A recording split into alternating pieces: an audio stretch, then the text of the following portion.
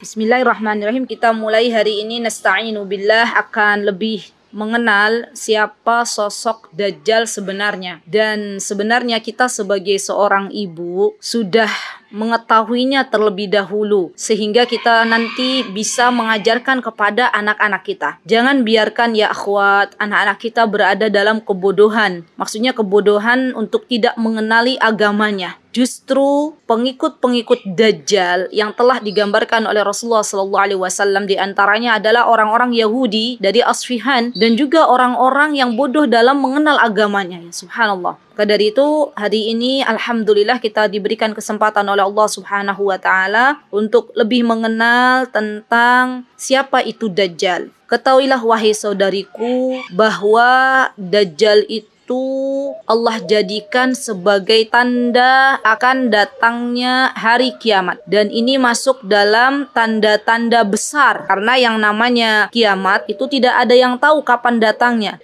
Bahkan Rasulullah SAW pun ketika beliau ditanya ya kapan datang hari kiamat, maka Rasulullah SAW mengatakan bahwasanya yang mengetahui kapan kiamat itu terjadi adalah Allah Subhanahu wa taala. Kemudian malaikat Jibril pun bertanya, ya fa akhbirni anis saah. Kalau teman-teman belajar hadis arba'in, ya hadis yang kedua, maka di sini kita akan belajar ya. Kemudian kata malaikat Jibril, kabarkanlah kepadaku wahai Muhammad kapan terjadi kiamat. Beliau mal mas'ulu anha bi'alama minas sa'il. Baru kemudian Rasulullah SAW mengatakan di antara tanda-tanda kiamat. Nah, tanda-tanda kiamat, teman-teman, di antaranya ada tanda kiamat kecil, ada tanda kiamat besar. Dan tanda kiamat kecil ini sudah ada yang terjadi dan ada yang akan terus terjadi. Di antara tanda kiamat yang sudah terjadi adalah ketika Allah mewafatkan Nabi kita Muhammad sallallahu alaihi wasallam. Dan di antara tanda kiamat yang sudah terjadi adalah munculnya banyak fitnah. Ya, baik itu fitnah Khawarij ya pada zaman Rasulullah SAW. Munculnya orang-orang yang mengaku sebagai Nabi ketika Rasulullah SAW wafat. Dan tanda-tanda kiamat kecil yang terus terjadi, maka di antaranya adalah hilangnya amanah. Ya, dan ini terjadi pada zaman kita sekarang. Diangkatnya ilmu dengan diwafatkannya para ulama. Ya subhanallah. Jadi ketika Allah ingin mengangkat ilmu, maka di antara caranya Allah mewafatkan orang-orang berilmu ya Masya Allah. Dan juga merebaknya minuman keras. Dan ini terjadi pada zaman kita sekarang.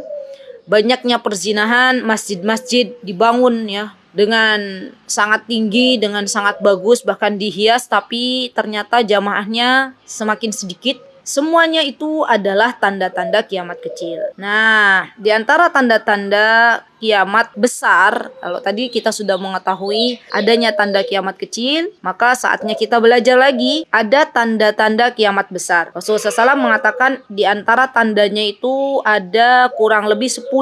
Ya. Teman-teman, ada buku bagus ya, tapi bahasa Arab, judulnya Kitab Nihayatul Alam, Asratus Sa'atis Sughra wal Kubra, Ma'a Suwar wa Kharaid wa Tawdihat. Maksudnya adalah tentang tanda-tanda kiamat ya, kiamat kecil maupun kiamat besar. Pengarangnya Syekh Muhammad bin Abdurrahman Al-Uraifi. Ya, ini bagus. Ini ada di depan saya kitabnya. Dia berwarna juga. Ada foto-fotonya gitu ya. Jadi ya kejadiannya di mana ya dan bagaimana bentuknya ada ya. Masya Allah bagus.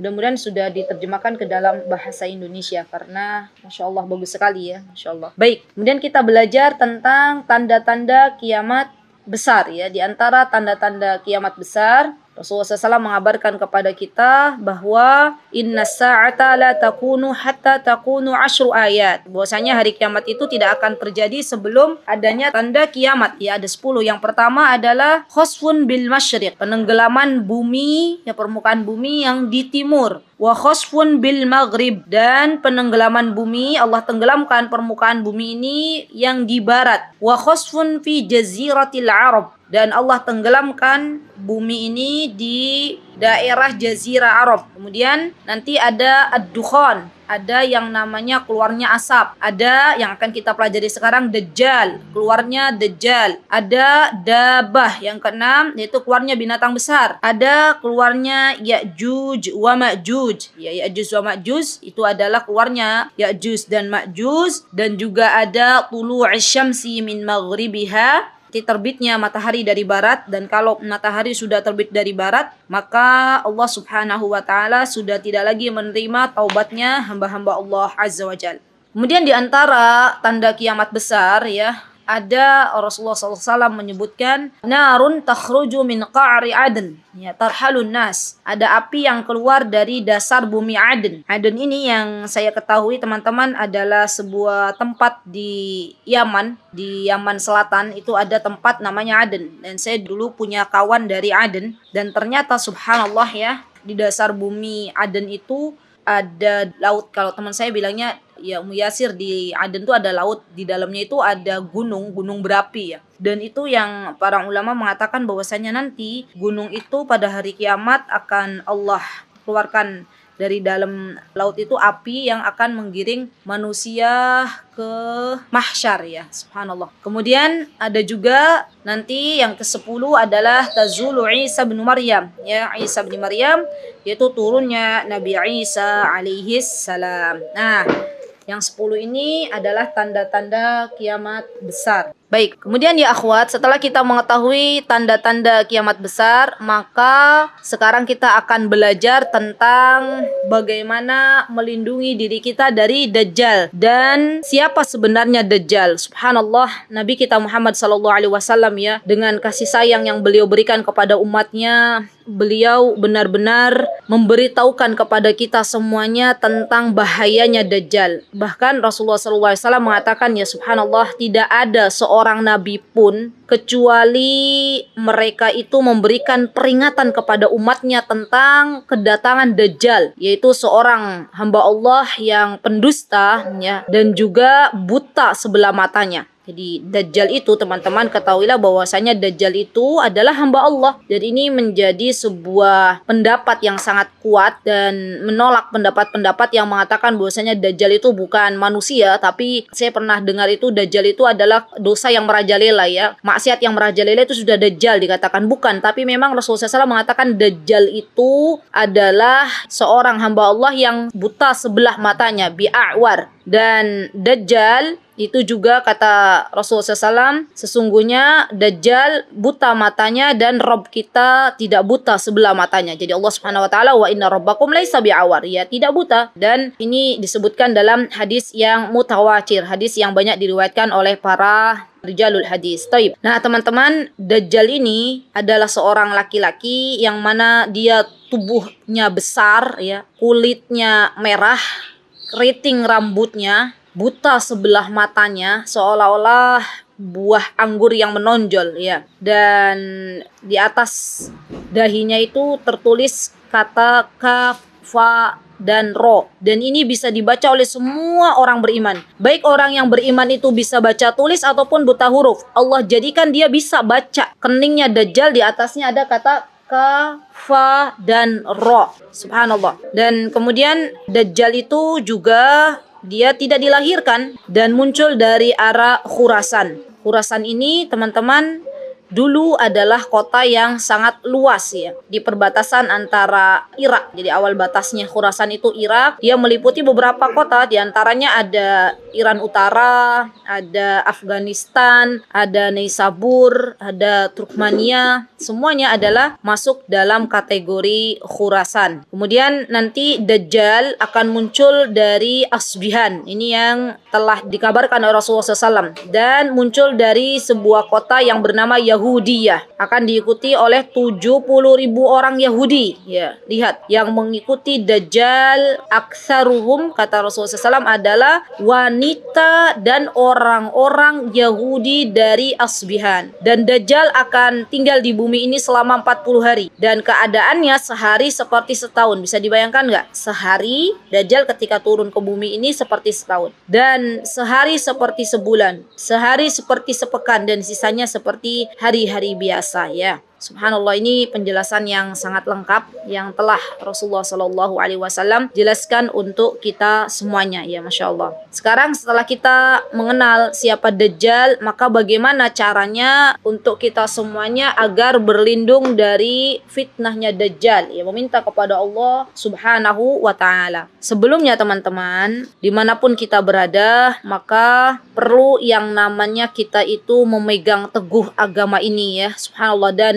pastinya ketika kita memegang agama Islam ini dengan teguh karena taufik dari Allah Subhanahu wa Ta'ala, maka kita juga perlu yang namanya thalabul ilm, yang menuntut ilmu. Karena dengan ilmu itu akhirnya Allah berikan kepada kita untuk bisa mengenal siapa Allah Subhanahu wa Ta'ala. Kita bisa mengenal sifat-sifat Allah Subhanahu wa Ta'ala. Kita bisa mengenal nama-nama Allah Subhanahu wa Ta'ala. Dan pastinya ketika kita menuntut ilmu, akhirnya kita tahu bahwasannya Dajjal itu bukan Tuhan yang mereka gandang-gandangkan. Karena nanti ya teman-teman, di antara kelebihan yang Allah Subhanahu wa Ta'ala berikan kepada Dajjal itu bisa menurunkan air dari langit, bisa menumbuhkan tumbuhan dari bumi, dan bisa menghidupkan orang yang sudah mati. Ini merupakan ujian yang sangat-sangat berat bagi manusia yang tidak berilmu. Ya subhanallah. Pastikan teman-teman dalam rangka berbekal untuk menghadapi fitnah Dajjal, maka pastikan kita dekat dengan majlis ilmu dan tetap berpegang teguh dengan agama Islam ini, karena sesungguhnya agama Islam adalah agama yang diridhoi oleh Allah Subhanahu wa Ta'ala. Kemudian langkah yang selanjutnya adalah memohon perlindungan dari fitnah Dajjal. Subhanallah, di antara panduan yang telah diajarkan oleh Nabi kita Muhammad sallallahu alaihi wasallam, di sini langsung dijelaskan oleh muallif bahwasanya ada doa yang bisa kita baca di setiap kali sholat setelah tasyahud akhir, yang meminta perlindungan kepada Allah Subhanahu wa Ta'ala setelah tasyahud akhir. Teman-teman selesai baca tasyahud akhir, baca doa. Doanya, Allahumma inni a'udzubika min adzabil qabr wa min adzabi jahannam wa min fitnatil mahya wal mamati wa min syarri fitnatil masihid dajjal. Ya. Nah, hadis ini teman-teman diriwayatkan di dalam kitab-kitab Sahih Bukhari dan Muslim, dan subhanallah kita mohon dari 4 perkara. Dan ini seharusnya kita benar-benar memohon kepada Allah. Yang pertama, Allahumma inni a'udzubika min adzabil qabr. Ya Allah, aku berlindung kepadamu dari siksa kubur. Karena kita tahu ya teman-teman, yang namanya kubur itu ada siksa kubur, ada nikmat kubur. Dan kita memohon kepada Allah agar diberikan nikmat kubur dan dijauhkan dari yang namanya siksa kubur. Subhanallah, tidak ada satupun dari kita yang sanggup untuk mendapatkan siksa kubur. Tidak ada. Kita pengennya dapat nikmat kubur, maka mohon perlindungan kepada Allah agar dijauhkan dari yang namanya siksa kubur. Kemudian yang kedua, wa min adzabi jahannam. Kita berlindung dari siksa neraka jahannam. Karena subhanallah, yang namanya adab jahannam itu adalah adab yang sangat luar biasa. Yang minumannya para penduduk neraka itu adalah nanah. Makanannya juga, menunya itu adalah pohon zakum, yang mana banyak durinya. Tidak kuat kita untuk memakan dan meminum dari menu-menu yang ada di neraka. Na'udzubillah summa na'udzubillah. Maka dari itu kita mohon perlindungan kepada Allah Subhanahu wa Ta'ala. Wa min adzabi jahannam. Kemudian yang ketiga, wa min fitnatil mahya wal mamat. Kita diminta oleh Allah Subhanahu wa Ta'ala untuk berlindung dari fitnah hidup dan fitnah setelah kematian. Ya subhanallah, fitnah itu adalah ujian yang berat. Maka kita memohon kepada Allah agar kita dijauhkan dari yang namanya fitnah hidup dan fitnah kematian. Yang keempat, wa min syarri fitnatil masihid dajjal, dan dari keburukan fitnah masih dajjal. Ya teman-teman, Masya Allah. Nah, tadi yang saya sebutkan ini, yang Allahumma inni a'udzubika min adzabil qabr wa a'udzubika min adzabi jahannam wa min fitnatil mahya wal mamat wa min syarri fitnatil masihid dajjal. Ini hadisnya diriwayatkan dari Ibunda Aisyah radhiyallahu anha. Nanti ada mungkin di antara teman-teman yang membaca didahulukan dengan adab jahannam jahannam dulu. Allahumma inni a'udzubika min adzabi jahannam wa min adzabil qabr. Begitu ya, wa min fitnatil mahya wal mamat wa min syarri fitnatil masihid dajjal. Nah, ini juga benar karena hadis ini diriwayatkan oleh Abu Hurairah radhiyallahu an. Ya, jadi teman-teman boleh baca didahulukan adab kuburnya dulu. Itu riwayat dari Ibunda Aisyah radhiyallahu anha, dan boleh juga teman-teman membaca yang adab jahannam dulu. Allahumma inni a'udzubika min adabi jahannam, baru min fitnatil qabr. Dan ini hadisnya diriwayatkan oleh Abu Hurairah. Dua-duanya sahih. Baik, bahkan teman-teman, Al-Imam Tawus rahimahullah, beliau itu benar-benar menjadi teladan bagi putranya. Ya, ketika putranya tidak membaca doa ini dalam sholat, ya, nanti ditanya, hei putraku, engkau baca 4 doa perlindungan gak dari 4 perkara? Kalau belum, maka Tawus memerintahkan kepada putranya untuk mengulangi sholat lagi. Ya, subhanallah. Dan ini menunjukkan semangatnya, ya subhanallah, generasi-generasi awal dalam mengajarkan anak-anaknya untuk membiasakan doa-doa yang terbaik. Ya, Masya Allah, Masya Allah. Subhanallah teman-teman. Jadi ini sebuah teladan bagi kita semuanya untuk mengajarkan 4 perkara untuk kita berlindung kepada Allah Azza wa Jalla, terutama kita ajarkan kepada anak-anak kita. Dan ini akan menjadi ilmu yang sangat bermanfaat. Bisa dibayangkan teman-teman, kalau kita berada dalam kubur, anak kita masih hidup dan baca nih, setiap kali dia sholat 5 waktu, habis tasyahud baca doa ini, Allahumma inni a'udzubika min adabi jahannam, min adabil qabr, min fitnatil mahya wal mamat, min syarri fitnatil masihid dajjal. Kita dapat pahalanya. Jangan pernah menunda untuk mengajarkan kebaikan kepada anak-anak kita. Selagi anak-anak kita sudah siap untuk menerima kebaikan, ya akhwat, maka ajarkan. Ya, dan ini akan menjadi sebuah amal jariyah bagi kita semuanya. Baik, kemudian di antara cara untuk kita berlindung dari fitnah Dajjal yang begitu luar biasa besar, Rasulullah SAW memberikan kepada kita panduan untuk menghafalkan beberapa ayat dari surah Al-Kahfi. Rasulullah SAW mengatakan, man hafidha 10 ayat min awwali suratil kahfi usima minad dajjal. Ya, barang siapa yang hafal 10 ayat, hafidhu asyra. Asyra itu kalau dalam bahasa Arab 10. Min awali suratil kahfi, dari awal surat Al-Kahfi, 10 ayat dari surat Al-Kahfi dari awal, usima minad dajjal. Maka ia pun akan dijaga oleh Allah Subhanahu wa taala dan dilindungi dari fitnah Dajjal. Yang meriwayatkan hadis ini teman-teman adalah Abu Darda radhiyallahu an. Ya, subhanallah. Imam An-Nawawi rahimahullah, beliau menjelaskan, ya Masya Allah, kenapa kita itu diperintahkan oleh Rasulullah sallallahu alaihi wasallam yang membaca surah Al-Kahfi, karena kata beliau, ya, penyebabnya adalah karena pada awal-awal ayat itu ada banyak keajaiban dan tanda-tanda kekuasaan Allah.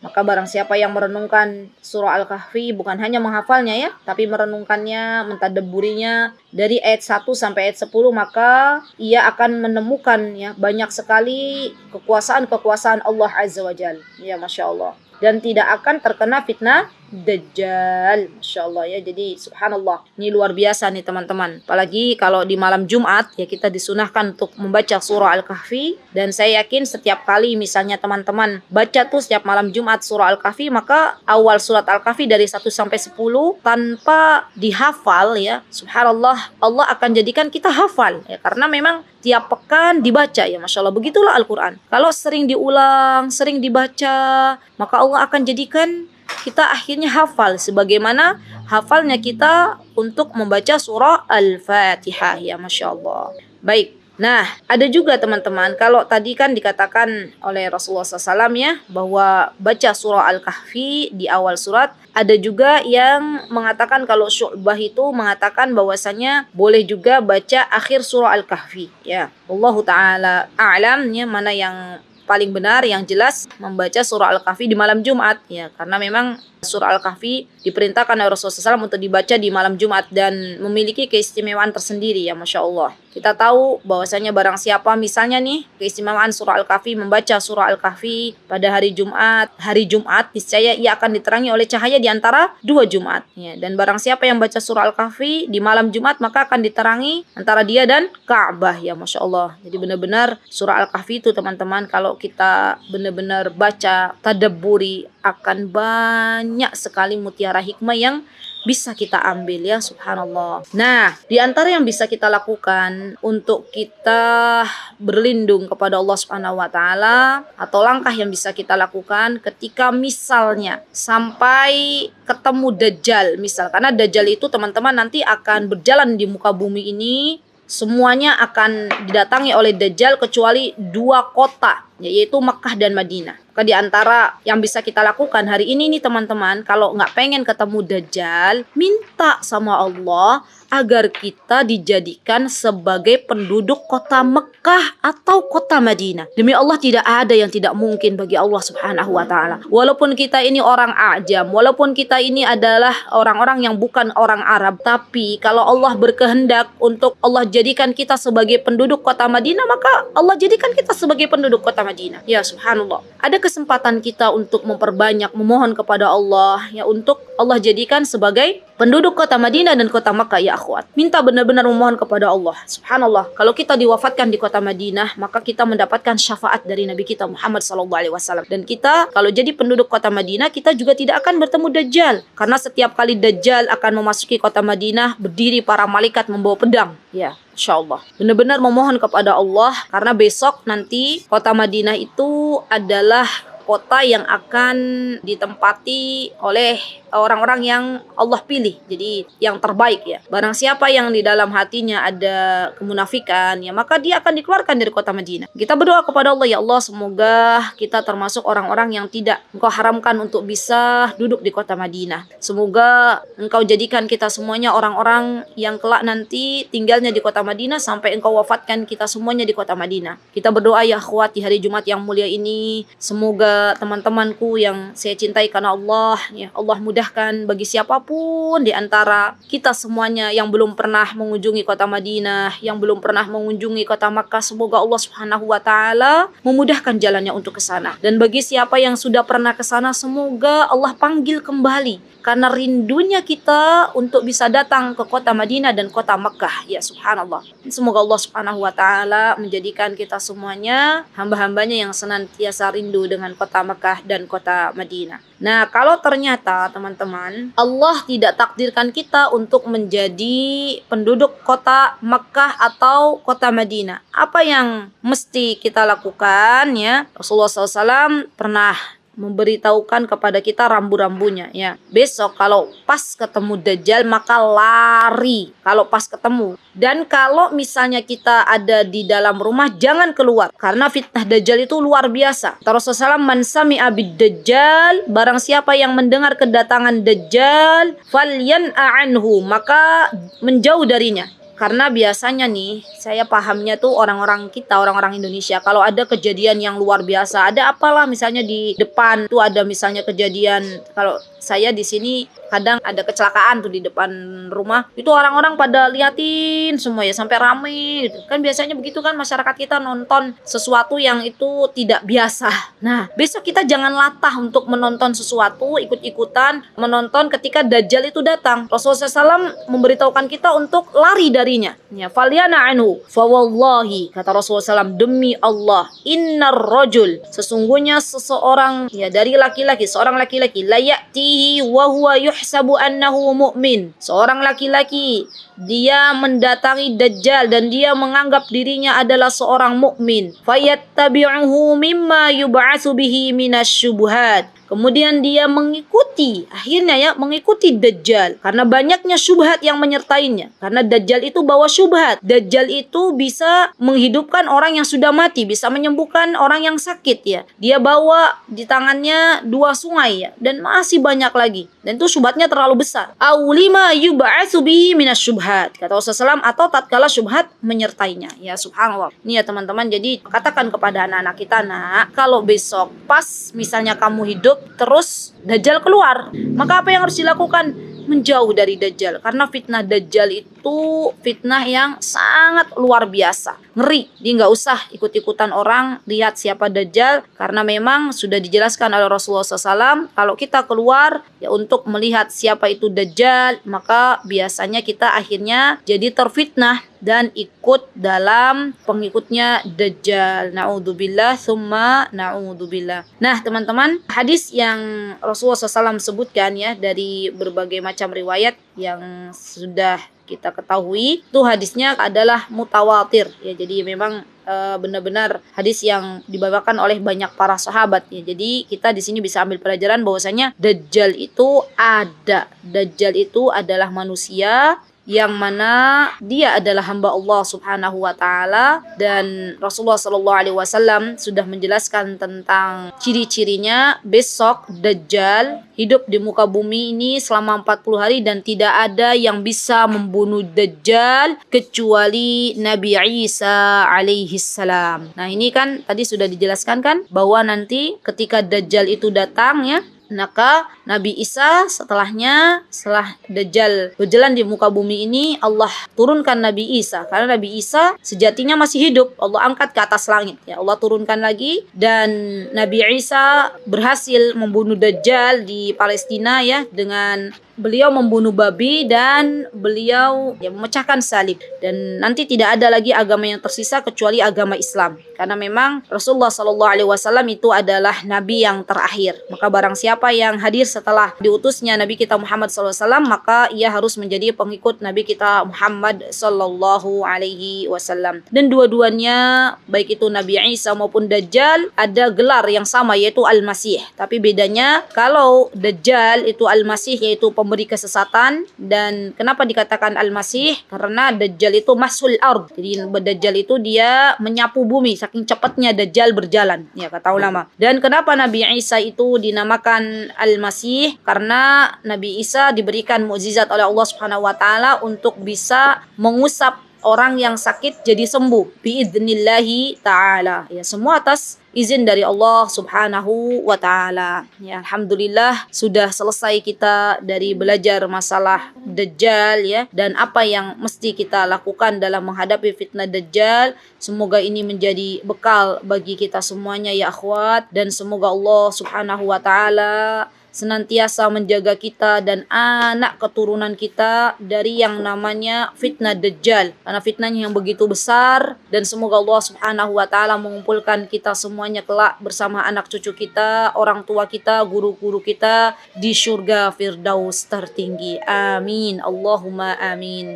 Baik, itu yang bisa saya sampaikan. Jika ada yang benar datangnya dari Allah Subhanahu wa taala, jika ada yang salah pastinya datang dari saya pribadi. Saya mohon maaf yang sebesar-besarnya. Barakallahu fikunna jami'an. Aqulu qawli hadha wa astaghfirullah li wa lakum wa akhiru da'wana anil hamdulillahi rabbil alamin. Assalamualaikum warahmatullahi wabarakatuh.